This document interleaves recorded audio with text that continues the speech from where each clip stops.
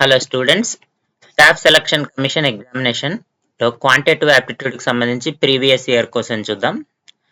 If the radius and height of a right circular cylinder are 21 centimetres and 5 centimetres respectively. మనకి radius ఇచ్చాడమ్మా, height ఇచ్చాడు cylinder కి సంబంధించి.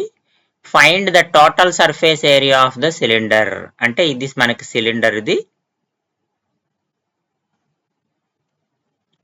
So ఈ cylinder లో ఇది మనకి హైట్. సో ఈ హైట్ మనకి 5 సెంటీమీటర్స్ అని ఇచ్చేసాడు. అలాగే దీంట్లో రేడియస్ ఇచ్చేసాడు 21 సెంటీమీటర్స్ అని. So R is equal to 21 centimetres, H is equal to 5 centimetres.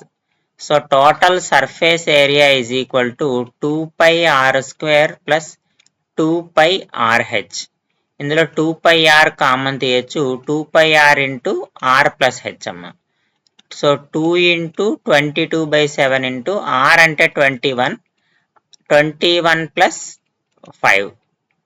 So 7 ఇందులో 3 టైమ్స్ క్యాన్సిల్ అవుతుంది. 2 ఇంటూ 22 ఇంటూ 3 ఇంటూ 21 ప్లస్ 5 అంతా 26. సో ఇది సాల్వ్ చేయకుండా ఇది 3 టేబుల్లో క్యాన్సిల్ అవుతుంది కదా. వచ్చే 3 టేబుల్లో ఏది క్యాన్సిల్ అవుతుందో చూద్దాం. చూడండి, 3 టేబుల్లో క్యాన్సిల్ అవ్వాలంటే సమ్ ఆఫ్ డిజిట్స్ కూడా 3తో డివిజిబుల్ అవ్వాలి.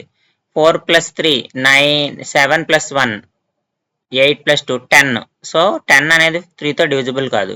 ఇది చూడండి, 7 10 12 ఇది 3తో డివిజిబుల్ అవుతుంది, ఇది అయ్యే అవకాశం ఉంది.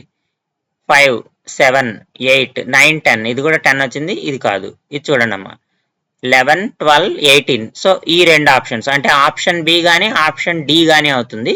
దీనికోసం మనం యూనిట్ డిజిట్ కాన్సెప్ట్ యూజ్ చేద్దాం. 2 ఇంటూ 2 4, 4 ఇంటూ 3 12.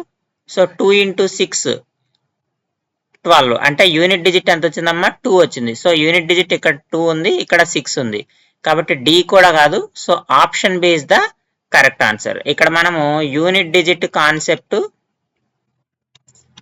అలాగే 3 యొక్క డివిజిబిలిటీ రూల్ ఉపయోగించి మనము మల్టిప్లికేషన్ చేయకుండానే ఆన్సర్ని ఫైండ్ అవుట్ చేసాము.